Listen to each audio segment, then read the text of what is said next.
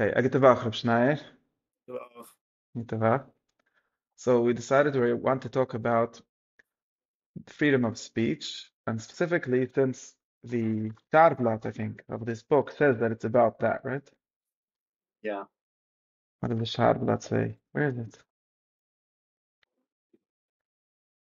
Yeah, it's a discussion showing that the Republic can grant freedom of philosophizing without harming its peace or piety, and cannot deny it without destroying its peace and piety. So I wanted to just say one shtickle Dvar Torah, like one point, and then let's see where we can go from this. So we said last time or two times ago that this is a very important book for the history of religion in modern times. It's like the book that attacks religion. Maybe the most radical one. There's many others, but in some sense, if you want to have a serious religious thought and without running away from questions, it basically means answering this book. That's like my basic thing.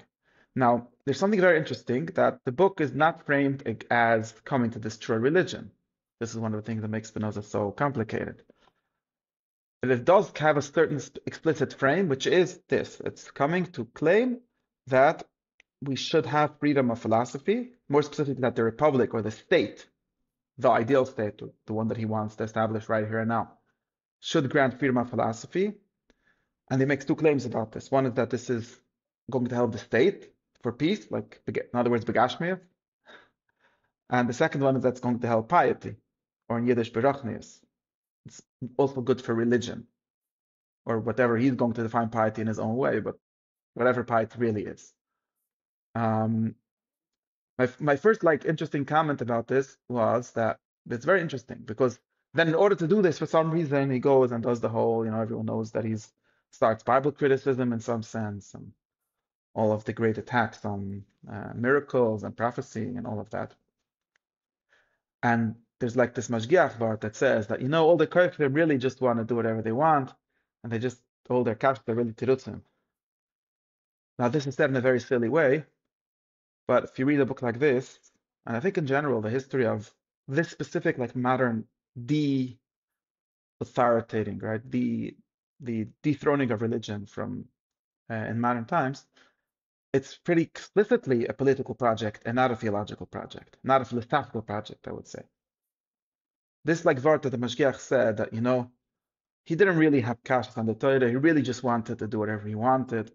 And there, since the Torah was bothering him, he had to have kashas. This is what Spinoza is doing. He says, I want to think whatever I want. I have a problem, the Torah doesn't let me, or the rabbis don't let me, to be more specific. So therefore, I make os rabbis. I don't know why you would say that. I mean, no, I mean, accepting the Torah scripture as authoritative for whatever it is, in order for him to argue for freedom of speech, he has to dethrone scripture from being an authority on truth. So why are you Yes. saying that? But no, but why are you saying that it comes from Negias? Maybe it's that he really cares about scripture and is committed to it. And if Revelation tells him truth, then he will accept it. I don't see how you see that. And I'm being a little provocative on purpose. But do you agree that there's, let's say the like strongest version of this claim, that you agree that there's a political, at least a political goal in this whole thing? It's not really like you could say theoretically it's not like a book that's like I'm looking for the truth and like somehow the Tanakh doesn't provide it. And that's not his framing. You could say that. But the way it's framed explicitly is I want to be able to look for the truth, and the Tanakh, or will the people speaking in the name of the Tanakh, don't allow me to search for the truth. no, I think that is the conclusion of the book. In other Yeah. words, no, I'm saying it's not a premise. It's he's looking for truth, and he insists that reason alone is the guide to truth. You're gonna taina. There's also revelation, so he has to show that revelation is not a guide to truth. But it's like he's looking for truth. The question is, where is he gonna find it? It's not that he has to get it out of his way.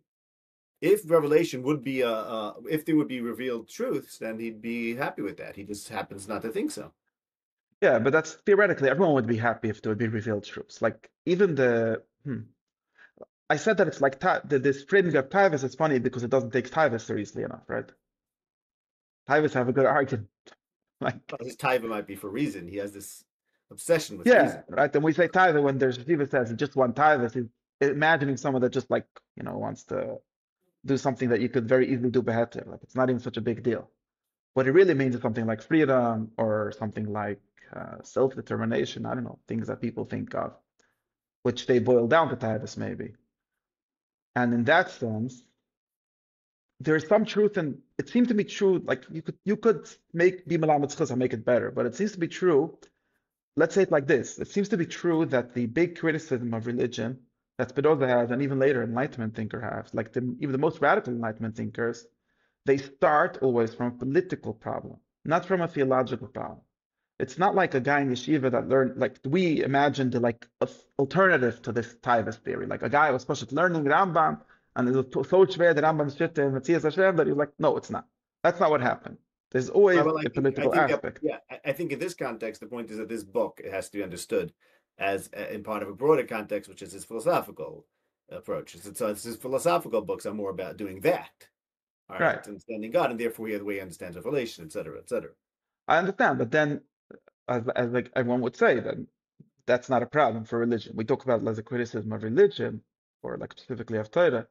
The place where it becomes into a fight is in the political place, not in the philosophical place. Because someone comes and says, I have a shot on prophecy. Okay, a lot of people have shot on, right? No, I don't agree with you. The philosophical fight is there. It's just not in this book. It's in the ethics. Yes, but that's not the book that people hate so much, right? Because it's The too religious hard. people aren't, because too No, hard to no, it's this. understand. Yeah. No. I mean it because this is what's downstream of that, and they if they realize that that's the shirish, like we just pointed out now, then they would hate that book. But they're not really starting from there. I don't No, mean I this. would. Oh, they can't understand it. This is the Pale Yaitse. If this wouldn't be the Pale Yaitse of that, they wouldn't care. But that's the point. But it's not that it's starting from here. Possible, but I would have thought that you would be happy with my Torah. Why? Because I think that one of the things that you and I agree on, I'm not sure if we learn it in the same place or we come to it in the same direction, is that there is no Torah or there is no Torah that is entirely not political. There might be Torah besides for political, but there's no Torah without some sense of a political program. Could you And explain what you mean by therefore, that? What about meeting God in the desert and hearing His voice? yeah, that's the one part. But then the sense of when you say, what does the Torah mean, right? Or what does it mean for us? What does it mean for people? You say it's in a very integral way, like very much part of what it is a political program. Right. Something, Right. how to understand that is a whole question. And Right. I think that this understanding um, means that it is a real threat if someone wants to deny that program. Even if, let's just say, in other words, let's say, in other words, let's say it like this. There were people that accepted Spinoza's political program without any of his metaphysics. And now is a question, are those people better or worse? What do you mean? Better for the from people, right? For religion. Meaning, Better or worse than what?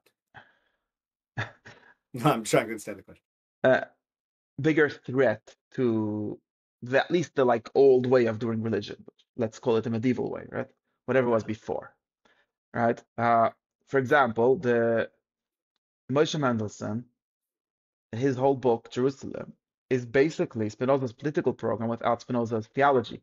It's some of his theology. It has this understanding that Torah is only mitzvahs ma'asiyos, but it's without the idea that, the radicalism of it. Like, Torah is not about truth at all. He would never say that, Mendelssohn. Um, but he does explicitly say that the rabbis shouldn't have power, extremely specifically the power to excommunicate, which is Spinoza's problem. Doesn't say in the book, but obviously that's somewhere where his problem starts. Um, and it's a very interesting question. To what extent does that kind of sort of solution work, or what does it lose? Like people like the Sofer very explicitly said that this is kfira. He didn't, and there was like It's people didn't clearer to understand what? it. To accept a different political system than the Torah. To deny the authority of the Rabbanim. That's how he framed it. people were very confused about this because people asked Sefer, like you said, that is not Pekoides. We read his book, there's not really any Apikoris, and even if there is, it's like questionable, like you found one pshat that you could read, and okay. And he says, I don't remember how explicit this is, but I think that if you understand the political context, you see that it's very obvious. He says, no, he's Pekoides because he denies the authority of Torah Sheba'al Peh, or of the Rabbanim. And I don't care how much he believes in all the correct dogmas. Means political authority or legislative authority? Sounds a little bit like legislative. That's you say Torah You mean Sheba'al Peh. like to say What it seems halacha? like. No, I think that the Chosayfe ends up, according to Moskana and other people, he ends up calling Torah Sheba'al Peh the living authority of the Rabbanim, and Yeah. not the Messiah like the Rambam would say, or one part of the Rambam. Probably would say. Mhm. No, so this means that how did I get into this whole question? You're saying that the Like real it fight is seems, about politics. yeah, that's why I want to start from myself because the the, the question starts with like how do I, or let's say there's a young man in yeshiva that wants to say things. That's a political question, right? You're a person in yeshiva, there's Rosh Yeshiva, and there the whole like big theater of like your whole claim to authority is just because you have a pshat in the pasuk, but really saying pshat in the pasukim is not a way to find out the truth and all of that. That's the way for this book to be able to say whatever he wants. Oh, Isn't again? that what it is? No, I That's what we're missed saying. that. The way for him to say whatever he wants is what? For some reason, Spinoza does this very radical thing, which maybe we don't have to do. But he Mhm. says that because he's a man that was thrown out of the Besmedish for saying two radical things, he decides that mix up Pshat. Like, what's the Mekar Bechlal of the Besmedrish, of the Ruch of the Besmedrish having authority to say anything, because he claims that he is entitled to interpret the Chumash in the correct way, and that tells us the truth, and of course he can't go against the truth. So Right. I say that there's no such a thing. The Chumash doesn't tell us anything about truth. You for sure don't have authority to interpret the Chumash, even if it would tell us some truth. Right. Okay. And therefore, I'm allowed to say whatever I want. Mm-hmm. Okay, not whatever I want. He's still stuck with the truth, but you understand. Um, So what was So your I don't know, question? You what said, does was this that a do? teretz? What do you mean, is that a teretz? For So Spinoza? What do you mean? yeah, so like this whole kfir is a teretz for Efkairos, for freedom. Okay, Efkairos is how the Mashgiach would call it, but freedom. Is that correct? Like,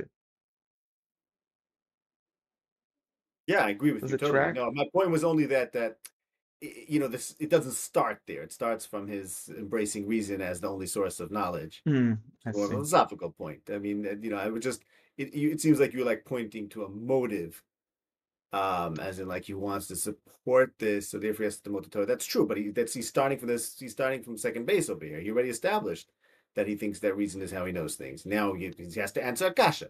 I there's a Torah. Hmm. There it is. The Torah never meant I to do, tell you I this. hear. So just to make clear, because I don't think anyone listening would have the machlokas. There's a machlokas here, and I don't know, I'm not sure who is right yet. Um,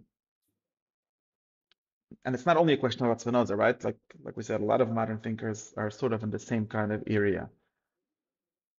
I thought, and because I read the Shagblat and the Akdama, it seems to be framed this way, that there were people that were bothered, and let's make it very clear, not bothered by the Torah, because the Torah is just a book, it can't bother anyone. Bothered by certain priests, let's say they used to call it priest. How do they call it? Forgot. Priest, he calls it priest, right? The priest or the Rabbanim or whichever analogy and whichever religion that enforce a certain uniformity of thought on the people. And some people are bothered by this. They don't like it. They probably don't even like the enforcing mitzvahs either. This becomes a little more complicated. But they claim to be bothered by the thought and speech thing. And they're looking for a way out of this.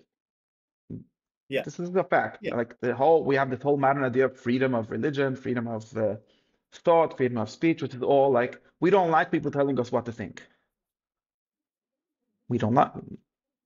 And now one of the big people that did this, like I read this person's like them, and this seems to be a very good addition, Curly.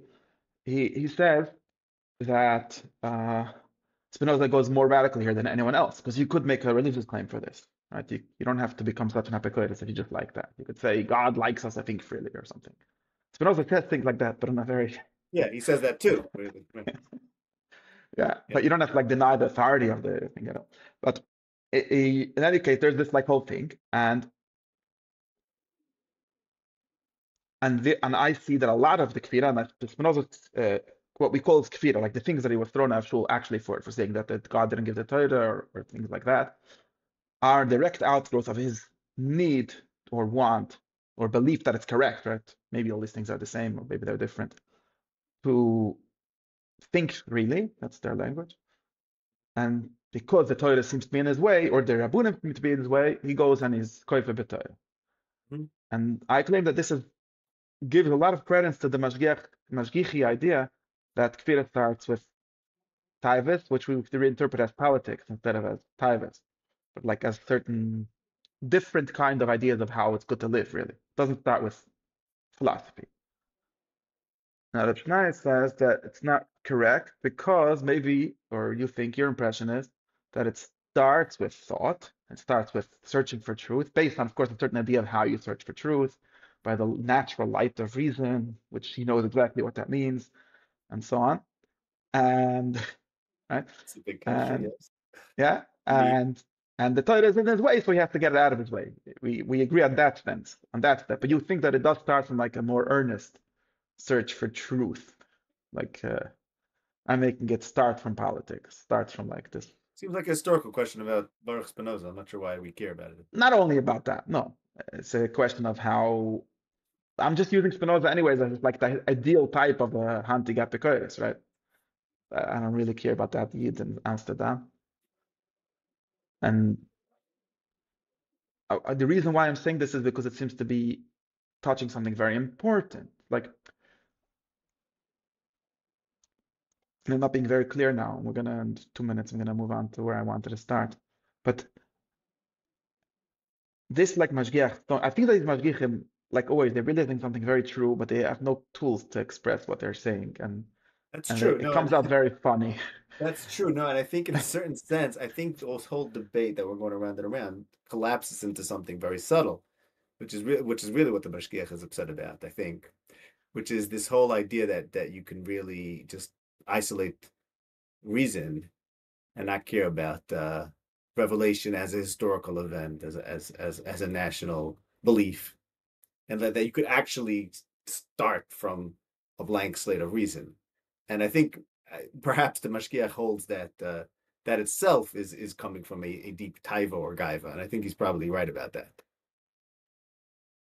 Hmm.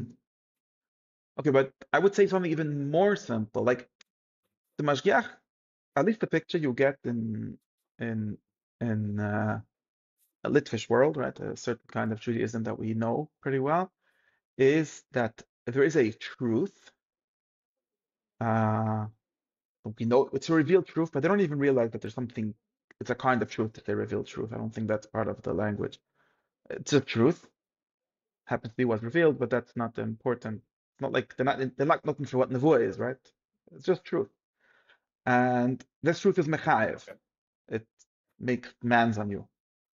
Something very Kantian, like the closest philosopher to this way of thinking is Kant.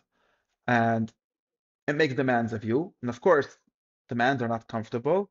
So people run away from the truth. They cover it up or they make up kashas and so on. And of course, the people Okay. have these high-minded things. It's not true. Do you have a proof? Blah, blah, blah. And they say, you're not so high-minded. It makes high demands and you don't like demands. Right. I think, and maybe I thought that you think, that this picture is already funny, right? Uh, it's already a very funny description of Torah, which is not a system of truth. In this sense, Spinoza like has a very true point, right? It's not only, at 100%. least, maybe it's also, but it's not a system I of agree like this with is the you. truth I and agree this is with the Spinoza. demands, I agree right? with you and Spinoza about this. Yes. Right. It's a system of at least, something about the good way to live, maybe the good way to organize society, maybe more than that. And therefore, the real question about Torah is not is it true, is it good? Correct. No, but my point that I was saying was that you cannot think about reason without being influenced and fitting into some framework Yes, of yeah, yes. I system agree that with teaches that. you what's That I think good. that That's what I was saying. I understand Not, that that's a I don't think problem. they're using. Hmm? But because of that, that could be because of your problem, which is like we said then a second ago. Like he said, like there's natural reason, as if something like extremely obvious and everyone knows what it is, and there's no machlokes. Like the Rambam also speaks like this sometimes, like Spinoza is just like drushes based on a few chapters in Rambam taken 100%. to another extreme. 100%. But but Of course. I think that the reason, or this is probably like a thought that I get from like historians of like intellectual and political thought in modern times. This like presentation of reason is itself, in some sense, created as a political tool. That would be a more radical claim.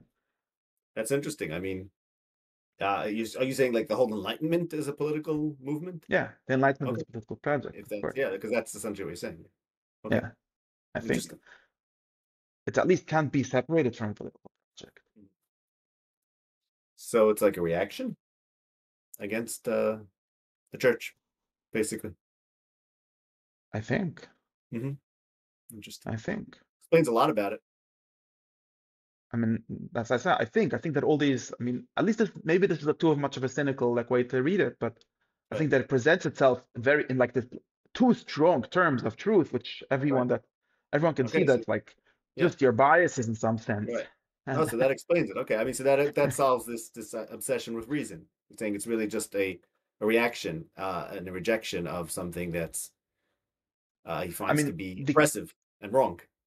yeah, the criticisms of the Enlightenment, for sure, understand this reason to be like a instrumental political kind of reason Okay. to begin with. The Enlightenment people themselves, of course, don't present it this way, but they do. You see that they're always starting with like the question is just if it's step one or step two, but okay, it's a very small difference in the end. Even if we have this machloikus, it's always like the reason is the thing that the priests don't like, or something like that.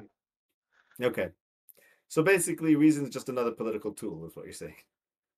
Okay, no, there's such a thing as reason. I'm not It's a saying there's no cudgel. such thing as reason.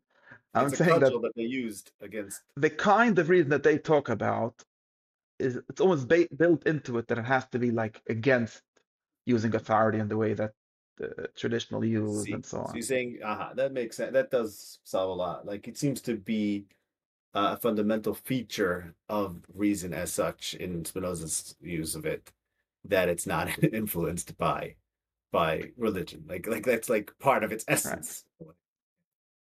And it's not clear why that's the case, unless it's he's responding and freeing himself from the minds of organized religion. Okay, Hmm. that's interesting. That would be the claim, I guess. Hmm.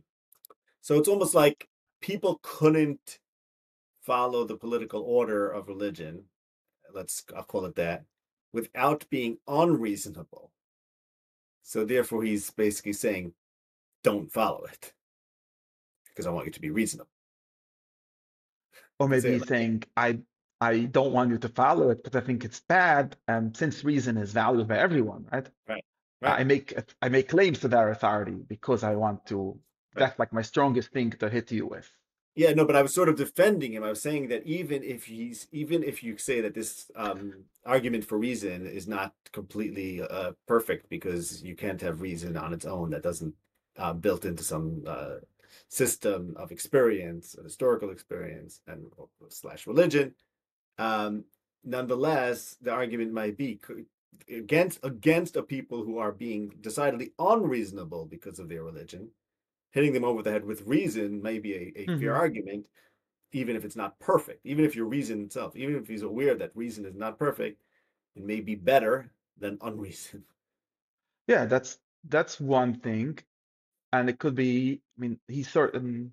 You remember in chapter 20 when he gets into like why this gets me to like my what I said my opening question is like why people like me or me personally, but people like me like this idea of freedom of thought.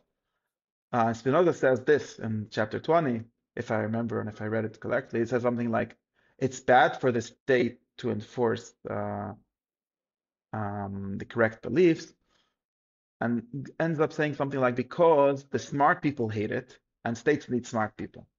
Is that a good Yeah, he summary? says what? He says the Something like what? The ones who have the correct beliefs anyways, it doesn't matter for them. He has the obstacle Torah that you can't, based on the Chizdoy, right? Like that you can't force it, so therefore it Yeah. doesn't impossible and so on. But that's like a theory, and then it boils down to, but I'm not going to read you languages now, but it says something like it's the nature of intellectual people to like bristle against that, Right. and those are people that you don't want to like run away or to just shut down. Mm-hmm. So this, for example, if you read it against the rabbis or the priests, is a very good argument. You don't want to chase away the smart people, basically. Yeah. Yeah. Now Then they it's would uh, problem. okay. Wait, we could think about this, or like even, but to go back the second to the like question of like where did it start? People like one of the responses to this modern criticism of religion and the response taken by purely radical religious people, you could say, is to say that all the social criticism is correct. All People what like Rav criticism? Kook, people like Rav Kook end up saying something like this. All the Enlightenment social criticism of religion is true. We sinned, we're very bad at implementing the Torah in reality. Of course, the Torah is great, but we're very bad at it. And therefore, Yep. and our education system is bad. That was, of course, the Enlightenment in the Jewish context for sure, like changing the education system. And it's true, it's a very bad system. It doesn't even do what it's supposed to do. Therefore, the response is to redo this whole thing. Uh, hasn't yet worked, that response, I have to say, but that was the dream.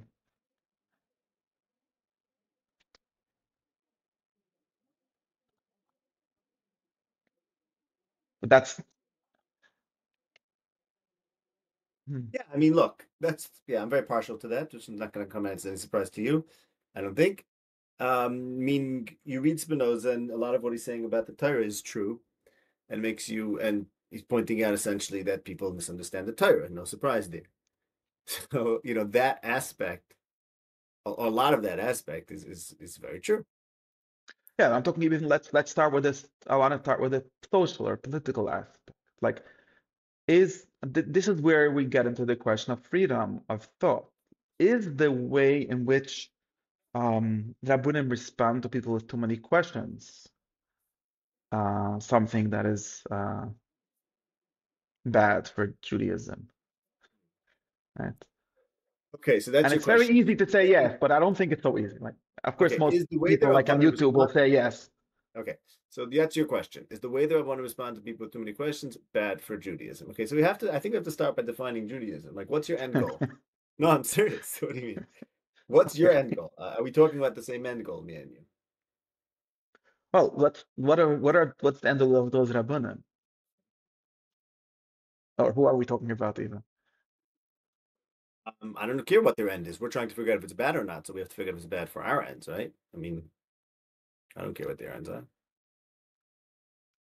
Um, yes, but like you said before, we do start from a certain context, and we don't think we're inventing everything. Mm-hmm. That's why I do Yes. find it very useful to start from something like this. The receiver that I had, seems to be how he thought. And then we could see he was totally wrong because the goal is wrong and everything. Okay. So this Okay. is, Mm-hmm. Yeah. So, I mean, let's go back a step, and this is a little bit of to me, a weak point in the whole Spinozan system. Tell me what you think about this. Um, he makes this claim that you can have freedom of thought, but any within a state. Now, any state is only a state because there are certain thoughts that people agree to, and certain thoughts are going to put a person out of the state. He doesn't. I don't think he ever addresses this problem. That there's a basic substrate of a state requires a certain meeting of minds, and if you accept that, then the Torah comes roaring right back in, despite Spinoza trying to hold it back, hmm, and the Torah asserts itself. And this I agree. This I think is the argument against maybe the argument against Spinoza, that the Torah does assert itself as the ultimate, let's say, perfect state, which requires, as all states do, the way I see it, certain certain assumptions, among them metaphysical assumptions, but certain assumptions of thought. And therefore, we do care as statespeople to regulate thought. So yeah, this is the second question that we said we're going to talk about. Nobody knows But all I think, this, but in any but case, that's where it yeah, gets to the question that's of the what our second goals question. are. Meaning, if That's the Rabbanim your most right. see Judaism as a state, which I think is the right way to look at it, But they don't, then right? So it's not a fear of slipped fact. in that clause. I don't know. I'm not. That's why I said I want to talk about ends. I don't know how they view it. Okay. Oh, see, I see. I think what you're saying is, I think. Tell me if there's what you mean. I think you're saying is like this, and this goes back to you saying before about revelation as like this truths, and like you have to believe this. Truth makes a claim on you. Okay. So you're saying that that's how the Rabbanim who tell people they're not allowed to think something else. That's how they're looking at it. And if is that correct? Is that can we defend that? Mm. No, so I would say not about defending. Let's first describe at least, like from where I'm coming, right? Because me, I don't know if you're coming the same exactly, but I am where I come from in the sense of like where I start. 20 years ago when I started to think, um, it starts from something like this, and this is why I think that besides for like if you read Spinoza, like oh wow, someone already thought that maybe everything is not okay. That's like just cool. But if you want to take it more seriously, like what is political claim is here? Um, the problem that someone like me has starts something like this. Like, let's say you're brought up in some kind of belief system. Okay. I don't think anyone, I mean, I know people that do, but it's not really reasonable for anyone that's, higher than 90 IQ to like have Thomas that I was brought up with a belief. Like, yeah, everyone is. Thank you very much. Right. Okay. But then the place where someone like me starts having Thomas is that, okay, I don't have a problem until I'm 15, 16, 25, whatever the age is. You tell me what the truth is. That's your job. No problem.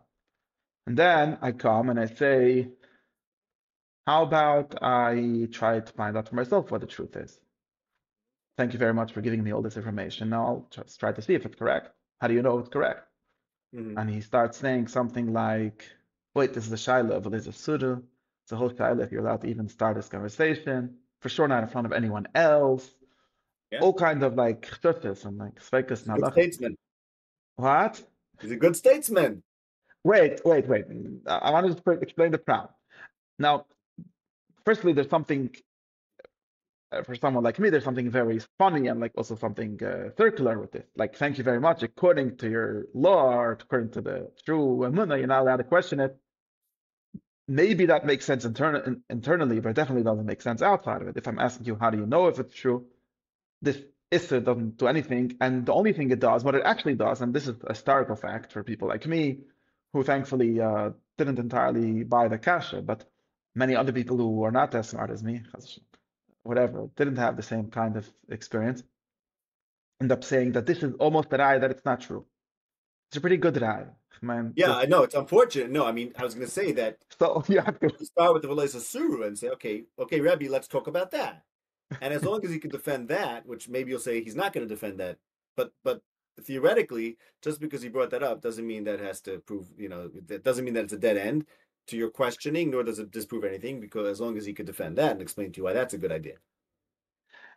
Mm, for some reason, you see, like you read Spinoza and me when I was a little younger. This doesn't say anything to anyone, right? I know where we had a bunch of conversations that sort of jump around this question. This is like saying the truth, and for example, even if someone would say to me, no problem, Yitzchok, come to my office, I'll talk to you whatever you want. Please don't ever ask me one more question and share because you're going to confuse the rest of the people. Um, at least the way it was said, seemed to me like, okay, so something is wrong here. I don't know what is wrong in the Yeah, system. Something is wrong. right. Now, of course, you could say I could justify. It's not like Yeah. even then I can understand you're saying, okay, like, but something is very weird with a self-referential system of thought. Now, just to be very clear, this is because it presents itself as a system of truth. if it were to begin with, and I think this is a solution that I sort of believe in today, if it were to begin with you presented not as a system of philosophy, like the truth, we have discovered the truth, or it's been given to us for free by Right. revelation or whatever. It's Right. it's if it's a system of this is how it works, and then we have certain thought that we determine are harmful to our society, we rather use Yeah. discuss them in private, Yeah. maybe that can be defended. Mhm. But that's Even going then, we back have to to my point think. about statesmanship, about politics, right? Right, but just to be very clear, I think so. I think that this would firstly, I think that like Spinoza himself, like recognizes this, right? It's not true that he doesn't recognize this. What he claims, and maybe this is where like the interesting Chiddush is, but it's not really his Chiddush. It's a bunch of other political theorists in his time. His Chiddush is that it seems like I think by the way the Rambam held this. It seems like for actual political stability, you don't need most of the beliefs that we claim to need. We seem to need a lot less. How we could argue it how much, but and for sure it also seems that we don't really need this. Let me say from my perspective, we don't need this internalized thing. This seems very important to me and something that sort of helped me because I think about this way. When you're in Baruch and Yeshiva, the law is internal to you, right? Like Kant wanted that every person should have autonomy, right? His self-law. The Jewish people have accomplished this, and they make the policeman, the enforcer of the laws, be yourself, right? Yiras Shamayim. And now, if there's a law against thought, then it puts me at a conflict with myself, right?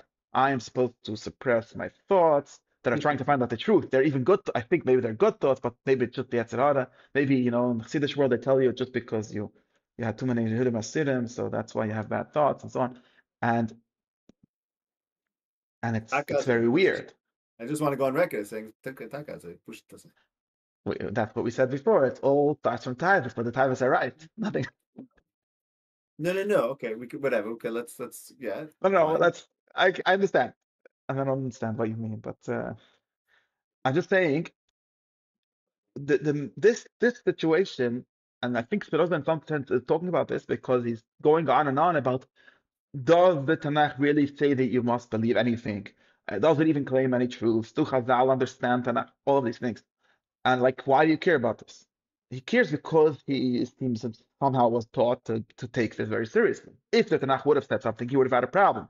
Even though it would be wrong to him, he would say, I don't know, I'm stuck. Like, it seems like, of course, maybe this is all a lie, but it seems to start from some sincere place where, like, that I understand. And I know, I think that most people, not only me, I think most people that you read in these subjects throughout the last few hundred years at least, seem to think of it the same way. They're So all you're saying trying that to the find argument is out. Tanakh to be effective doesn't require people to internalize truths. Is that you're saying? That's his point? No, I think this is the first way. I think this is the fact. The fact is that people internalize not truth, they internalize demand to believe, right? Okay. And this internalization comes from like the authority of God, from Mhm. this like source of of Mhm. of Mhm. of demand of Torah. Okay. And I think that this is weird. Just to be clear, it's weird. It's Yeah. weird. By the way, I That's wonder the if first thing you have Kreskas, to tell. I wonder if Kreskas has anything to do with this and whether there was even an influence. His whole Hmm. business and so important to Yeah. him to take Anechi and say no, it's no mitzvah to believe in Hashem. Yeah, I think for sure. I don't know Yeah. if Kreskas invented the question. Maybe there's Yeah. some sources, but I'm pretty sure that this is a big influence here, Right. or Nobody made it so a big, central to his thought. He made it so central to his thought that yeah, like Hashem is something you love and you're happy with him and you have Davik in him, but like it's an experiential thing. You can't be commanded to believe it. If you're doing yeah, it, if you're engaging with him, then go for it. Then here's the 613. It comes after that. yeah. The Rambam himself knew that you can't really command people to believe anything, but whatever. Um, yeah, I think that this is something that's in the background here, but I'm like I think that this is a conflict that people find themselves in. And I think that this, like all psychic conflict, twists people into such weird knots. Like it's a crazy, the kind like I'm talking about smart people, not the not smart people are interesting. The smart people that are living in this world come up with such funny and confused like justifications of what it even means to believe and all these things, which is all they're all missing some freedom. This is where freedom seems to be very important. And this claim that thought and freedom are the same thing almost. Like there isn't such a thing as thinking because someone told you. Yeah. Um, seems to Right. be, it's also a psychological thing. Maybe not for everyone. Maybe only for these few smart or intellectuals or whatever you want to call them. But it's a real thing. Mhm. So that's why I want to have freedom of thought, I think. Right. Um, it's Right. No. So I mean, the way I see it so is so like, yeah. In that regard, I agree with Spinoza. And what are we what are we talking about here? Like, what I are we think that's arguing? awesome. No. I think No, that so part is very compelling. Yeah. That there's no it's not there's no commandment to believe. I mean, it's not what it's about. but the still body, like what is it? So like his solution, um, I could see why his solution is dangerous, but also seem like this. So me and you have a different end goal in mind here, to say. I think like you want to get to one kind of solution, I want to get a different kind of solution. I don't know how my kind of solution looks. Um, Spinoza, because of this problem, like let's agree with him that we meanwhile agreed with him that it's a real problem. Because Tachtzvayfer, for example, didn't agree. I don't know what he would tell, but he What didn't do you agree. mean? What do you mean? To agree? Like he would think that yes, there are chiyuve. Like I don't know what do most people think? Like what do the Gdolei Achronim think? There is a chiyuv to have emunah, and if you don't, you're an avarian, and then you should do tshuva. You should go to the mikveh. You should do all kind of things, and they don't ever ask themselves, okay, but how are we ever gonna know Hashem in your language if we're gonna be busy with being Mekayim mitzvah? They're not worried about this problem at all. Oh, you think so? Hmm. I've read a lot of them. I've spent a few years trying to figure out what they think, and in the end, they seem to think so. No, I think they're not doing this. That's what I'm saying. I don't know. That's I I'm mean, attack a there are question. some Hasidic thinkers that seem to have some freedom, like in some different, like experiential ways, maybe. But and besides for No, so I'm saying them, I see them as like let's talk about the Rambam, for example, right? You're not talking about the Rambam. You're talking about people who are just not no, engaging wait. in I this. mean, because I think that Allah is a different No, but I think situation. no, but I'm saying so I want you to show me something who's talking about the same subject as Spinoza. I feel like everyone else is just skirting the issue and taking things for granted and doing a job like within the system. That's why I'm keep on shifting it back to a system and to politics. Like I think they just see themselves having a role. That's not the same I thing get as it. so, but that's not the But same what thing do as they saying, say? If you come to them and you ask them, let's say I come to, to some safe and I tell them, he probably would understand my question. And I tell them, look, I agree with you, and I agree. Your job, like we asked before, what's the job? I think the Chazayev's job is to make whatever he was, this thing, this system, it should last for another generation at least. That's his job. He right, doesn't have any other jobs. right, He doesn't have to make it better. He hopes not to make it worse. That's basically what he sees himself as doing, and he's sort of how do you say, makes everything subservient to this goal, right? right, Could be right. That's he's how I allowed see to it. Right. he So lets when you you do a see virus him, for this. You're allowed to do an virus for this. You're allowed to do a mitzvah for this. It doesn't matter. It's the most important goal and everything. And he's probably right in the situation that he finds himself because obviously he succeeded and the other people didn't so well. So okay. um, I maybe disagree. I don't know. No. So what was your question? So right. So that's what I'm saying. But So then let's say I viewing him come to that him and I way, say, "This is very nice. This is very nice. I'm with you. I don't want Yiddishkeit to. I don't want my grandchildren to become blind. I'm with you." But like there has to be this is for something, right? There's a reason why we don't want our grandchildren to become a guy. And what is it? right, Like when are we gonna ever find out if we're gonna just be busy making right, sure that they don't become guy? What would he right, tell me? right. It's a real question. What would he tell me? It's an interesting question. Yeah. But I think he has to in order to do his main role, he can't really talk about that too much. Okay, but let's So- say I find him like in the middle of the night, and I ask him the right. question. So What's then his you might answer? get something. No, then you might get something from him. You might get something from Sefer when it's a very quiet time after everything is closed down. And it's after Kippur, Ne'ilah, whatever. But it's like Like it's not this what he's today, doing. he's done enough for Yiddishkeit for today. Like he thinks that it's gonna last for another day. Now let's look at it. Right, but that's why I don't see a machlekes. Like you by asking that question, you're taking yourself out of the system and like, okay, go ahead and do it. Like, what do you want from someone who's doing system stuff? Like, What do you think he would answer about now? What do I think he would answer? I think he would say, like, by him it's pashut, by him it's true. That's what he would say mostly. I don't think so. No? Because I have experience with people like that, and they say that when you ask them, like someone much younger than them and stupider than them asks them. I have to find a nicer word than stupider, like for people that are not on the level. It's not a nice word to say. Okay. But anyways, but they are worried about things like this. If some booker comes to some sefer and asks him a good kasha, he doesn't sleep about it. For a few nights, he asks Eliyahu Novi that question, and he gets really worried. Sometimes he has like weird reaction, and therefore, like, but in the place of his soul where he's serious, he is worried about it. I think it's some cipher. I don't think so we're talking about some cipher. No, I'm serious. I think it's a different. He's my example, right? Just like Spinoza is his like archetype. He's also an archetype, right? Um, No. But I'm saying is the archetype of someone who I think does have an answer that he's comfortable with, that he feels good about. Then his answer is amuna, deep amuna.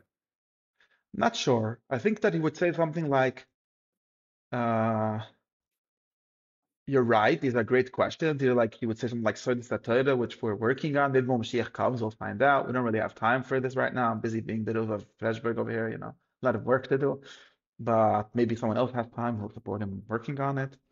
Um, maybe he might have a lot of ideas that are like half baked, that how to work with it. I Right. think so. No, but going back to something we spoke about, why we're talking conversation, you're talking about the some cipher, but this is a historical question because if you go back to the Rishonim, everyone was busy with these questions. So it'll be like, yeah, okay, Kreska's like Tazai and Ikrim's like Tazai, and everyone will be like, oh, but he says that tats, and you'll be like, I don't think it's good. And you'll write a book saying why the Ikrim's Right. So wrong. very good. Schmack. So very good. So what happens? What we're I was starting to say that there's a different mahalach that me and you have. So you think that the answer is yes, something like Slipher was too busy. Maybe in his time, in his thought, when Mashiach will come, we'll figure out what the Torah is for. We don't really know yet. And now Mashiach has come. Let's Um, figure it out, and basically. exactly, right, exactly.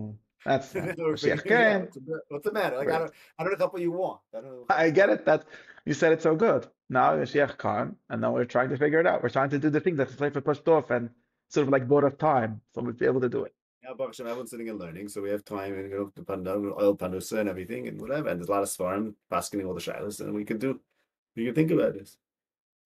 I like this thought,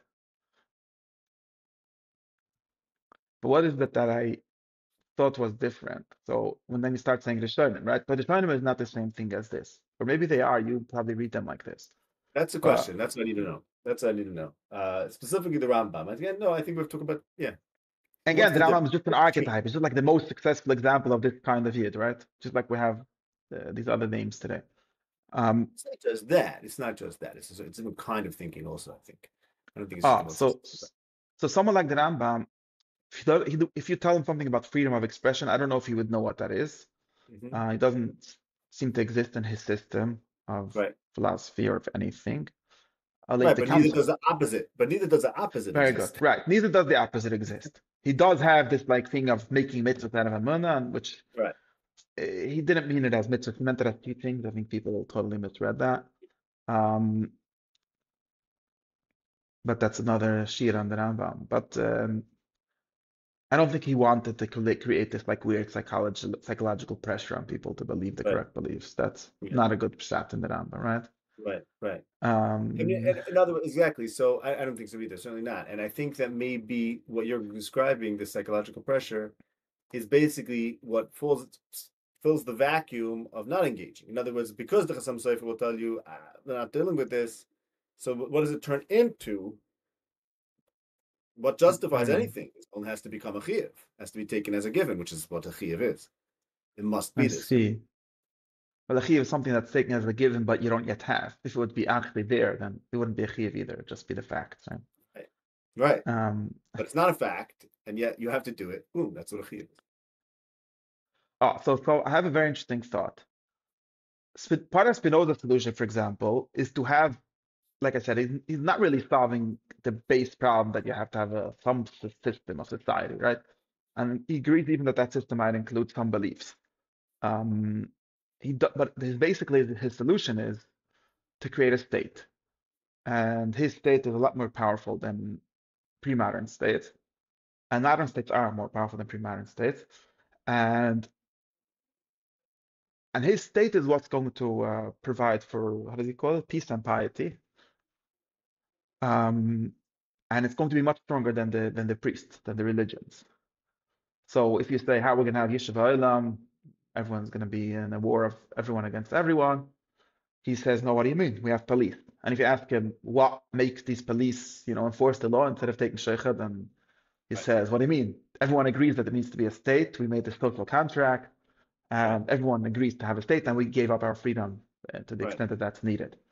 Right. And if you ask him, what if my natural reason is against your social contract? He just told you, right? If you ask him, what if my natural light of reason tells me not to agree with your social contract that you made up? Then you're true. He just killed you, right? Exactly. There's no answer to that question. The question to that question is throw you off the rack. Correct. Finish. So that was what I was raising before. I'm not sure why the whole thing can't just be plugged into the Torah. Okay, that's very good. No, so exactly. So his system is really just creating a much stronger and even more totalitarian state, just higher level. And then all the different beliefs about metaphysics and does Jesus become into the bread, or does the bread become into Jesus? Whatever. They became part of the contract. All of these chakiras are not going to be part of the contract. The contract is minimal, as minimal as possible. Behind the contract. No, I'm saying they're subsumed in the contract. You sold them away. You sold whatever. No, you made them irrelevant politically, right? Right. He makes them questions of truth and maybe of devotion or what something. I'm saying was, what I meant was the maskana of you have a metaphysical question, X or Y. You're allowed to think whatever you want, says Spinoza. But most metaphysical questions have ramifications. B'poil, that you already sold away by writing your contract. Right, but he also, I think that his system assumes, if it's not explicit, that most metaphysical questions that people think have enough community b'poil don't really have enough community b'poil, because he has a much stronger state to enforce the basic security and peace and economy, things like that. Okay, so that might explain why I think that's not just Spinoza's deal. That's modern liberalism's deal, and it's the big problem for people like you would be to claim why it doesn't work. I mean, even nowadays we have this post-liberal movement that claims that doesn't work, but it has worked for a few hundred years and pretty successfully. Well, no. What I'm saying is, even if it did work, it's still working based on certain metaphysical premises. Yes. And certain metaphysical, but different metaphysical. Therefore, the only question is it ideal? Or if I say, what about a metaphysical thing such as Hashem Echad? Maybe that's even better. So then let's make such a state. Oh, it's based on Hashem Echad already. Don't worry. Okay, it's just not based on very specific. No, it is. It's just not based on some certain very specific conceptions of Hashem, and like the Catholics and the Protestants were killing each other over like questions of how Holy Mary is, and he says, "Who cares? Everyone agrees in the God beyond." Right? But this is. So wait. What I was thinking, what I said was an interesting thought is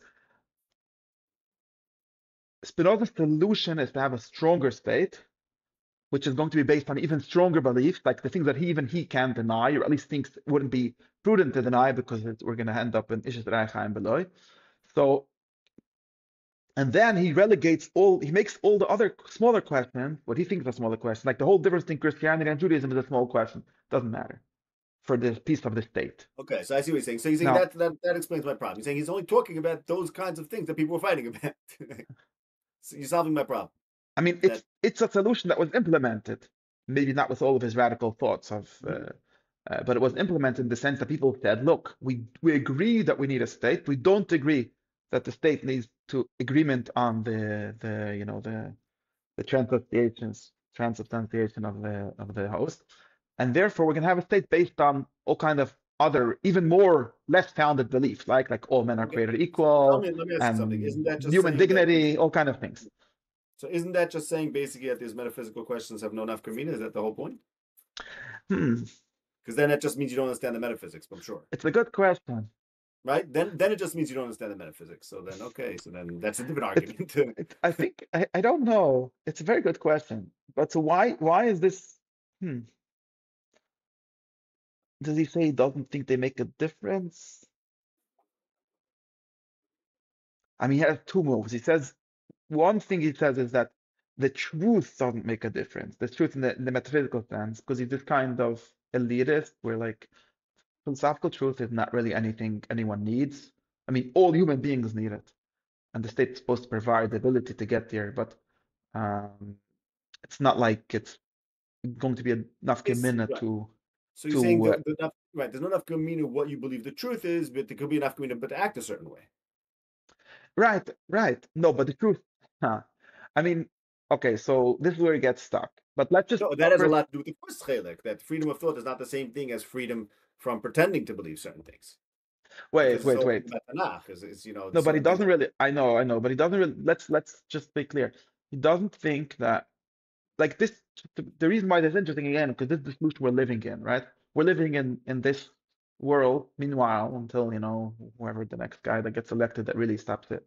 But meanwhile, still living in a world where everyone believes certain things. We hold these truths to be self-evident. Very nice formulation. This is really what belief is, right? Something that's so true that you don't even need an eye, right? And we have a state based on these beliefs. Now, could the state work without the beliefs? It's no, two things. Firstly, you could question these beliefs. You could go anywhere and write a book and say, I think this is not self-evident, it's not even true. And the worst thing that will happen is you'll lose your job, things like that, but the state is not going to persecute you.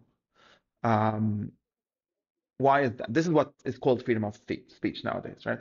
Yeah, Is that, for example, so now, first basic question, why can't Yiddishkeit work this way? Let's say that yeah. someone says, look, we have Yidgam Ikrim, that's a lot. What about three Ikrim, like have Elbow said? Who? And even on the by Elbow, right? The Ikrim said there's only three Ikrim. Elbow, how do Ah, you say? yeah, well, And yeah. No. and Because in your case, if the guy in America is walking around dashing this, it's only because he's not becoming powerful enough. The moment he becomes powerful enough and becomes a danger okay, to America, then they are going to notice him, and do the you think CIA so? will pay him a visit and whatever. And That's the cynical stat. I know. That's the cynical no, but it's stat. true. It's Plus, questionable. I don't say it's not true. I think it's weird or at least questionable. People don't believe this, just to be clear. Again, we're going back to what the actual people believe. Actual people believe that somehow there's this magic belief in freedom that's lamala from all the beliefs and even the things that allow this freedom to be a right, belief, right? To be a political belief. right, And this is sort of the political problem that we're in nowadays. right. But, or one of the problems. No, but Not it relates to what you were saying before that there's freedom because the state is so powerful that no matter what you say, it doesn't matter. They're still going to do the exact same thing. But very regard good. that, and So, it stops making them do something different, then you become relevant, So, and then people so do care. in other words, where we get to, suddenly, that the reason why yeshivish or modern from people are so worried about beliefs is because they're very weak. Um, yeah, I guess you could say that because I mean, they don't have a strong state, right? For sure. They have a very weak state, and their only No. But that's enforcement but they you have. realize I wanted to change. I changed what you said. It's not that they're weak. It's that their state is weak. As a state, there's no strong Yeah, state. I mean that. I don't mean they're weak and they're Yeah. muna. That's what people say. I think that I agree with you that that's wrong. It's not because they're people like to say this. You're afraid of questions, you don't have good answers. It's not. That's silly. Right. You're It's that afraid you of don't have a questions. good state. It's true that you don't have good answers, but that's not why you're afraid. Or you think you're afraid because of that. Is that Really, there's you're nothing afraid. else but the Amuna Right. because you don't And have it. not only So that, the only enforcers of this quasi state yeah, is this psychological pressure that I was talking about before. correct, There isn't correct. anything else. That's right. The And essence of the state is the belief. this makes it very, very how do you call it? Very This is why we fragile, right? this is I mean, why is we this need a a good state. situation to be? This is why we need a state. But no, I'm serious. You Oh, realize very good. you know that So this is what I think. therefore, I agree. Great. So your solution boils down to that's why in the Jewish state you have to have less belief than in the Goyish states. Therefore, since No, we have Mashiach less. came, Equal amount. Why less? Why less? less there has to be less enforcement because in the just like I was thinking this whole Shmita I had in my head this afternoon. I was thinking what you're gonna say because it turns out that like a tziyunim, right? The tziyunim have to be much more strong because in Oh, Golas there's no yeah. one. There's the moment someone starts to say, the Oh, you Chaznish meant the says this, Jews in a the Jewish Jews, state as opposed to yeah, the the Jews in the Jews Jewish in state. the Yidden in Golas, like the Yeah, of Chaznish course. said, we're in Gulas. Someone starts saying, maybe Chazal didn't know science. Tomorrow his kids are going. That's just true Right, story. It happens over and over. right, Therefore, we can't allow any thought, really. Not only doubt, correct, right? We can't really understand it. We can't allow anything because right, this is an extremely weak situation that only it's supported by these like funny beliefs in everyone's head, and that's all we got. right. Since now that we have a Jewish state, Let's assume that there's such a thing. There isn't really, but let's Whatever. assume. Now that we're going to make a Jewish state. Yeah, now that we have it, okay, we're going to I'm going make to a read Jewish my book state. and make a Jewish state. I'm not Right. taking this. Or we're going to have a Jewish state where the policemen are going to enforce some version of Judaism. Who cares? It doesn't matter if they have to enforce Shabbos or only Lesetzach. It doesn't really matter. It might be Shev Mitzvah in the end. But the point is that someone is going to be allowed to write a book saying that the Torah was written by Ezra and not by Moshe, and nothing's going to happen because people will read it and they'll say, okay, and therefore what? They still have to keep Shabbos because the police are going to make them keep Shabbos, right? And Right. what's the police That's what based I see on? that the Rambam's different. It's in this way that I see the Rambam as being different. I think the Rambam was much more in tune to this Nakuda that ultimately Torah is about a way of living, a practice, in a way different than other Rishonim, I think. That's a different schmooze, but this is what I meant. I understand. And that's why Spinoza is taka picking up on the Rambam. I mean, obviously, in that sense. But the question about this In other words, Spinoza, yeah. basically what I'm saying is like this, Spinoza, like the Rambam, forces you to confront Judaism in its more original form. That's how I see it. Okay, so this is your understanding. Now, I would have said, I just said your whole pshat. I'm sorry for saying your pshat. I would think that the Rambam, And then I would. It's fine, it's good. the Rambam has this. He has political. By the way, he hides the politics extremely well in every book, which hides for two prukim hamoed nevachem. Like it's amazing. This idea that Torah is a political program says I think once in the whole Rambam, and Chelik Beis like Perek Mem in that area. I think it says nowhere else. Like even when he brings the same concepts, he formulates them differently. So it seems to be a big secret. I'm using political program in a much more broader way than Yeah, but you have to have this to understand it though. And I think that but just to be clear, the Rambam doesn't have political power either, right? Even though he imagined like the Jewish people that the Sefer Mishnah Torah is addressed to are the ones after Mashiach came, right? The ones that have political power. And he doesn't live in that world. And he knows that the political power is the Mishnah Torah itself, right? There isn't another power. And he still manages to have this some sense of freedom of thought. He manages to have what? Some sense of thought, which goes together with freedom. This is why I'm wondering if people like the Rambam don't need this strong state, which is like putting the dictatorship on one meta level higher, and then allowing you to think like the cynical joke says, right? Elections don't do anything because they're legal, right? If elections would change the state, they would be illegal. Yes.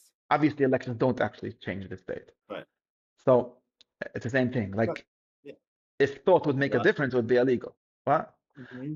Since speech doesn't matter because the state is so strong, of course, it's only theoretically true because you could win the election and change to some extent, and then there's a limit. Like people are finding out, and then they get upset. Like they will promise something that's not really true, and it's like everywhere there's contradictory beliefs. But I think that since the Rambam doesn't really have this kind of power, and he pretends to have it, but this pretense is what halacha is, right? We're people that pretend that it makes a difference if you chayav a putter, if it's even chayav putter and mitter, and like, what are you talking about? There's no chatos, there's nothing going on. You wrote a whole law book for how to act 1 in 7 days, and it's all based on these categories that are totally fictional, Mm-hmm. in this world that we're living in. They're not fictional. Even with Matthew Mikdash, by the way, you can't really force anyone to bring a chatas. Right. So that's what I was saying before, that the Rambam, what I was saying is that the Rambam, you're learning the Rambam, you see the Rambam himself, he's confronting Judaism in its essence. So I feel like the Rambam, because he was so able to confront it in its core, perhaps you don't need it to actually be noyig in that way.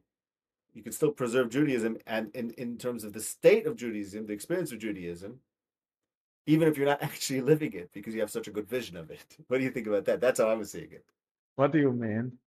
How are you going to preserve it, like, without being, like, explain me how this works?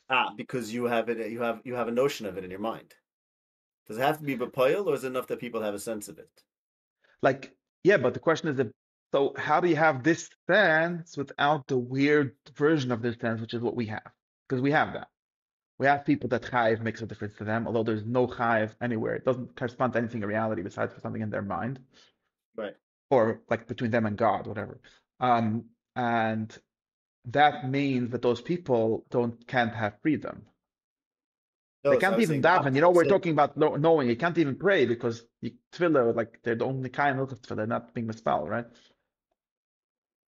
No, I was saying the opposite. That's I a was different saying that direction. they could have a concept of chayiv poter mutter even though there's no carbon chatas, and therefore that framework of chayiv chatas, even though they're not going to actually bring a carbon, the framework itself is enough to make them. They're already living in the Jewish state. They're living in it as a Okay, reality, such a reality that therefore they could have freedom of thought. right. And now I could write a tshuva if there's a God, because it doesn't make a difference. Anyways, chayiv. That's what I'm suggesting. That's the Rambam was doing. Personally, I don't know. I don't know why are you saying the Rambam had such freedom. I'm not so sure the Rambam had such freedom of thought. I want to go back to that. I'm not that Hanacha where you start Spinoza jumping says in. that. I am not with Spinoza on this. Big Okay, good. choilik on Spinoza about this. So we're gonna have a whole schmiz about Okay, this once. okay, good. No, because Just I was about this. I'm not a choilik on him. I think he's totally wrong. The Rambam has freedom of thought, and precisely because I think the Rambam has a different structure, the cloud behind all this, but because he has these distinctions between what you have to say and between what you have to believe him, to what you have to say that you have to believe him, to what he says that everyone has to believe him. There's all kind of levels. right. And Right. No, it's also the Rambam himself and the Rambam in terms of his legislation or what he believes for others. That's what. So, but I was saying the Rambam had a sense of Judaism. I'm talking about the Rambam himself. I wasn't talking about the I Rambam understand. as he's Ah, prescribing for others. hmm. I don't see a lot of freedom of But thought in the Rambam. where would it come? You don't think he has freedom of thought? No, he Ah. himself does. I don't think he's Oh, prescribing he's it not as. promoting. He's not prescribing. I mean, he wrote a book that sort of disproves a bunch of proofs for God existence. Like the center of his book is all these reasons you think God exists, they're nonsense. That God doesn't even exist. I Okay. don't think anyone else wrote that in Judaism Yeah, but besides for the most people Rambam. don't read that. It's not most people don't read the book and walk away with that, which is very important. He knew that, Yeah, and but that's why those he are the wrote it. parts you're not supposed to read. Why? Nobody reads Because those most people are chapters. like, okay, prove God. Most people read it that way, right? No, Oh, he does again, prove this is God, but tradition. not the right one. Right, but the Um, point is, there's two books and there's two people. I There's the Rambam understand. I himself, understand. Okay, and the but students, and there's the so masses. so let's see if we could we be like this? Like, is there how do you think it works? How could it be that I should be like how could there be like a virtual policeman, right? Which is what allows me to think. This is really what we're saying. It's the police that allow us to think. The fact that koyfen ala mitzvahs is what frees us to be choike. Because without koyfen ala mitzvahs, we would have to have the amunah to be the koyfen ala mitzvahs, which is the state of gullus. In geula, I mean, the Zionists have a point. They have to have less. Like a There first should Zayar be. or something. Galus is Gamuna or something. No, it's like Yeah, it says this somewhere. Rav Kook actually doesn't agree with this. I sent you Rav Kook's letter. He thinks the opposite. So he didn't get this way. He doesn't yeah, understand it yeah, this way. yeah. Um, something like this. In Golas, the emunah is the kfiyah la mitzvahs. I'm sure. That's the pshat. That's why how did the Ram allow himself to make this whole funny hilchas emunah? Because it's a din, because it's not la mitzvah. You know, Rav Steinman said that Kippur Seir is allowed to sell Yeshua even though he didn't believe in it. He said it's koyfen ala mitzvahs. That's brilliant. Love it. There It's you koyfen go. ala You tzedakah. got That's the whole something that we're right there. annoying always, right? Nice. That's amazing. It's Yeah. beautiful. See what a Yeah. politician. So See, I told you, he's a statesman. he was a statesman for sure. Um, That's great. but now the problem is that now we have koyfen ala emunah. So and now we can't have So our if we statesmen are have. not smart enough. They're not good enough statesmen. We have to teach politics in yeshivas. That's the only problem. So to me, that's the only problem. So do that, and everything you'll solve all your problems. Everything's gonna be exactly the same, but they'll be doing it because political reasons. Okay, so very good. So if, but isn't this so? How far is this from Moshe Mendelssohn's solution? Very fun.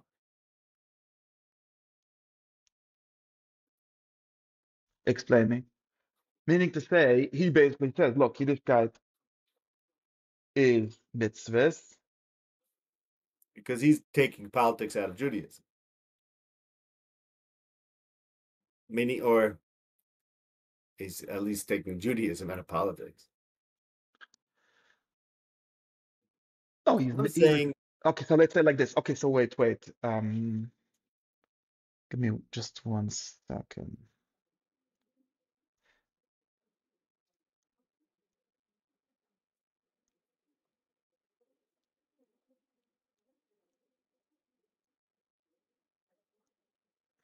Sorry. Um, but I see what you mean. But let's try to see. It's funny because I think of a solution that for me that's something like this. Like which is, it's very counterintuitive to when you tell to people, right? If someone comes, like someone comes to Yitzchok Lowy and says, Yitzchok, um, I think that you're hiding something. You speak much more freely than you act. Something like that. You could say a shir to prove that whatever. I don't really, but this guy imagines that I could, right? And and he's right. And Lamasa, you go to shul every time, and you whatever. You see me wear this clothing, and you're just living this life of the people that believe in all this stuff. And like, how does this work? So what these people want me to tell them is what the yeshivas have taught them to expect, which is no, I found the proof that forces you to put on tefillin. But I don't provide that. So then I could, what do I say? I say, no, I put on tefillin because my father and my brother put on tefillin and shut. Says, oh, so you're the opposite of a philosopher. You're just the stupidest guy. Like, stupid, sorry. You're like mitzvah Hashem and the mother. You be against that. I say, no, because I do mitzvah Hashem and the mother, I am free to now think of Hashem. Something like that. Okay. And this mother is basically your, wait, you have a fancier way of saying it. But this mother, I think this mother is really this externalized Koif Mitzvahs police without the Chiyuv Amun. Right. It's Gagal Gagdo, because it's still my own choice. Because it's not true that someone is forcing me. If I could blame someone, you could what? create a kfir. It could be your own. Your kfir for yourself also works. Why not? As long as it's some kfir. No, but I'm saying I'm calling for myself in the sense that I think that a lot of the mitzvahs we do, right? For example, we do because of external reasons, right? The Rambam would say this in Tamei mitzvahs, right? This is what gets people very upset when he says things like that, because they don't understand. And the Rambam himself knew that this is a problematic thing to say when it's not. Like if you say something like, "Why do you eat matzah on Pesach?" Right? This is like it's a very big mitzvah to eat matzah on Pesach, but you know that it's not because it's true. There's nothing true about eating matzah. It might lead you to truth, it might come from the truth, all of that. But the reason we eat matzah is because we belong to this group of people that believe that they've had this whole story and so on, and means that it's something very conditional, right? It's something that has to do with a specific time and place and happened like that, and it doesn't have to be a more meaning in it. It doesn't have to be more truth in it, right? And this sounds very bad. This sounds like a very big lowering of the mala of the mitzvahs, right? You say there's mitzvahs, or maybe there's other mitzvahs that are closer to truth, but like many mitzvahs are just like, why do you put on tefillin? And like sometimes the question gets framed like this, and some like, oh, it's to remember Hashem. Okay, why can't you just put a note on your door? Why does it have to be out of the all the halachas? It's like either you believe it's Lech L'Moshe Sinai literally, and okay, that's one. Or you say, I don't know, I wasn't there by Sinai, I have no idea what Lech L'Moshe Sinai means. All of this Titus. So why are you doing it? I say, what do you mean? That's so the film that they sell in Lakewood, they sell Halach L'Moshe Sinai film. They don't sell Tetlach on your door. Like that's not a thing. Of course, you could justify why it had all of these Titus. So it boils down to something like this, and then people are like, so you're not being a serious person, right? No, we were trained to think that this is just, but that's what I'm gonna make you say it. We were trained to think that the least serious way of understanding putting on tefillin is there's a word they say folklore. This is what the Jewish people do, and you're saying that that's the most serious way. No. Are you gonna say it in a nicer way? Much better yeah, I say I'm saying in the lowest way possible. So say it in a nicer way. There are much better ways. And this is really what I keep getting back to, and like what I started with, that Spinoza is trying to put reason and make it ahistorical. There are much better ways, which is that I, like Avram Avinu, like Moshe, like Yeshaya, like the Rambam, also want to engage with Hashem. And the way that it was, the way engagement with Hashem was developed historically, for whatever reasons we could talk about, what that is. But the Maisa, this is the Mahalach that we engage with Hashem, and I like it. It works. Why should I reinvent the wheel? And reinventing the wheel is not going to be as good as it. That's 100%. But these are already become objective. Like this is, if I would, for example, the question to you would be something like, okay, I was born this way. What about if I'm a guy? What if should I put on tefillin? Probably not, right? Of course you wouldn't eat matzah and put on tefillin. Right. No, maybe you should. Maybe No, you that's the should. answer. No, you shouldn't. You taka You're shouldn't. not allowed to? Oh, you're very man and the guy shouldn't learn Torah. I hold like the because no, I'm not actually not the No, opposite, but I it's hold a like because machlokes. that they don't become not neviim. No, but the point would be something like, according to you, actually, a guy should maybe put on film, unless he has a better system, He has in to which get a maybe he better does, system. maybe he That's what he should doesn't, do. That's or what a he should different do. He should one. get the system. Never till then I feel so bad for them. I feel terrible for them. Taka Very do good. because So they you don't have a got good it. system. So you might as well borrow your system, man. No, it doesn't work. That's why I brought in the history. You said you're continuing something. Okay, you No. can become a That just ger. Okay, wasn't that's being called a ger. A open. ger is you're masking that you can become a ger, right? Yeah, but I said they're not neviim. Like we don't Doesn't work listen. as well. Okay, Ech weiß. Maybe it will work. Maybe. Okay, these are technical questions. What I mean to get at is No, but that's the point. I know they're technical, but I think it's very important. That's why it's not a bad answer. It's like the technical points are actually the answer, and like what's wrong with that? Like, do you want to engage with Hashem or not? If you want to, this is the game. You have a better game. You're gonna come up with a new game after Avram Avinu cornered the market. It's not gonna happen. Like this is just like, no, it's like probably what are what you Spinoza talking would about? What say is that guy is. talking about? It's not the I think Chazor, Spinoza would say, this goes to this chapter on ceremonies. I forgot where there's like a whole half a No, chapter I about this. didn't. That one I wasn't mine, and so well. I have So to learn that. this your question that has to do with that. He has Right. like some thoughts about specifically about this question, Yes. Yes. but he probably would say something like maybe most people need ceremonies. Maybe I don't. Maybe Okay. Maybe he doesn't. It's called Harashah. yeah. Shame. No, I'm Okay, serious. so Oh, by the way, to be clear, along with the point that the Rambam makes that you shouldn't walk around announcing Harashahs because you're not the Sanhedrin and you're destabilizing the system for everyone else. So whatever. I wasn't saying it's justified. I'm saying conceptually, like, fine, you don't need it. You don't need it. He probably does, and if you think you don't, then maybe you taka don't. let's go back to the main point. The main point that we got to Let's is see if we can wrap it up because otherwise we're gonna. the main point. Yeah, we're gonna finish. The main point that we got to is that assuming that the truth question we put on the side, the ikvot Spinoza. Like the truth is one question. We're gonna find that out when we have time, and Imodam Ibal Nefesh V'Shat Ishas Hasheket and all of that. And you know the Chazon Ish, right? And we'll put that on the side. We assume that there is no Torah without being a political system also, which means that we have to, which means that the people that say that the kfira starts from Merida, from like not happy politically, are correct, and the kafrim are also correct because that's the correct, at least the correct for finding the right thing to be kafir. Like if they would be saying Torah is wrong and start with saying like who wrote the Torah, that would be weird. Why would that make a difference? What makes a bigger difference is who tells me what to think or what to do. Um, and in that sense, the Mashgiach got it correct.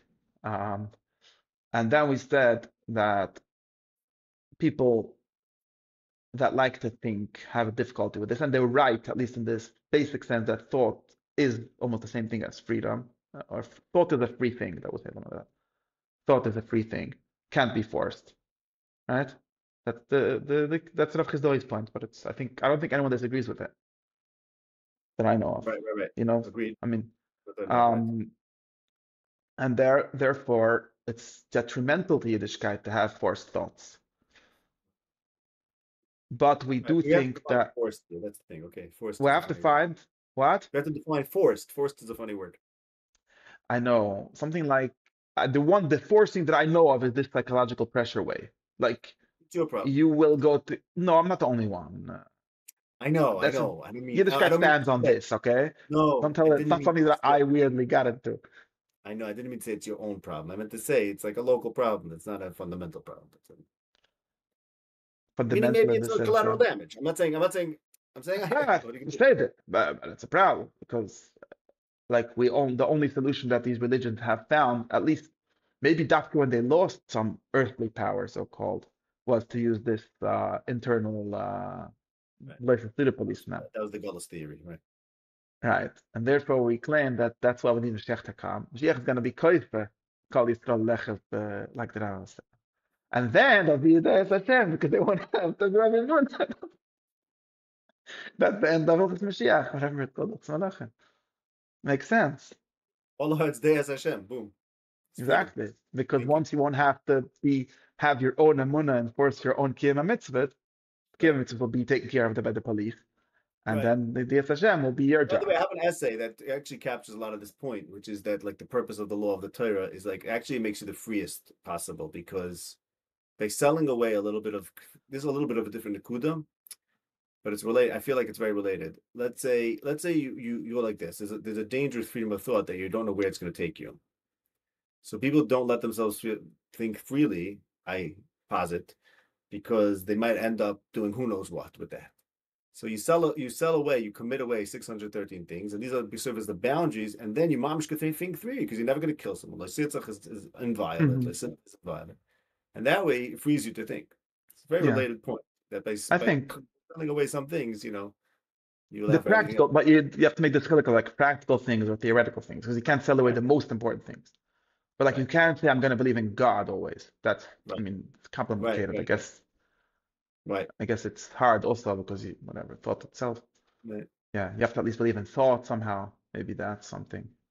Mm, Like mm, you say, maybe we should just be a chov, just a kimach, and then like you sort of break your own.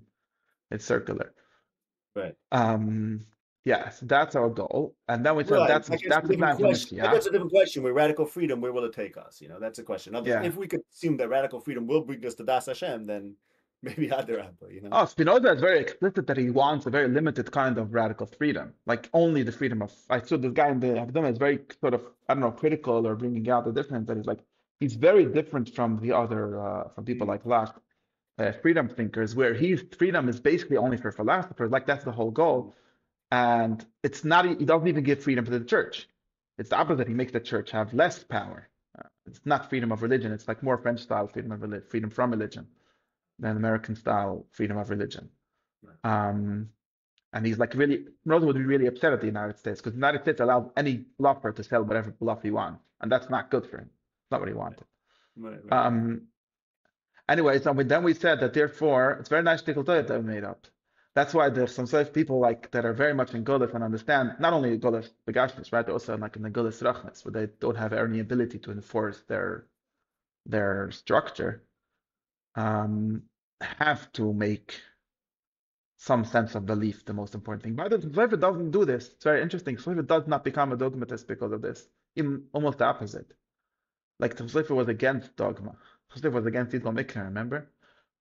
Yeah, he's Zohar against said, dog, but it's almost like he was against dogma as dogma. But Lamaisa there were chiyuvim. because no, right, very good. But he's in this sense I could be with the Zohar because Zohar didn't like the Ikrim. Like the whole Rambam Ikrim project he was against because he very much well understood that this is also the Enlightenment project. Spinoza also comes out, and many of them, there are people that come up with an even smaller list of Ikrim and say you only have to believe this, and then you'll be free for the rest. And Zohar doesn't like that because he realizes that that means you only have to believe in the state and not in Yiddishkeit. And then he says, what's the state of Yiddishkeit? The state of Yiddishkeit cannot be reduced to anything because the moment you do that, someone will come and say, look, we believe in these three things, and the Kanveilach will do whatever you want. No, Yiddishkeit means whatever the Yidden do, basically. And and that becomes his, so he has much more diffuse authority in some sense. All the Menhugim and all the Masoira and everything. But in any case, but still turns out to be very much needing this kind of thing. So therefore, Mashiach comes in the Jewish state, we will have a lot more freedom.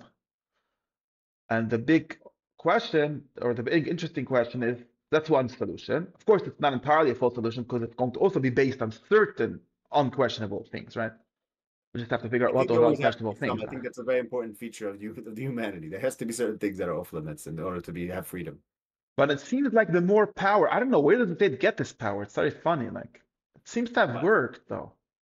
Like, how does it happen that we have it's a really good question. I think there's some kind of monotheism here. Like, how does it happen that the modern states have this? Most people in New Jersey believe that you shouldn't kill, although they absolutely don't believe in who God is, or at least don't say they agree. Maybe they really do agree. And it seems to work.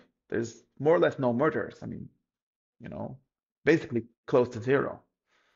That's not what the Rambam would have predicted.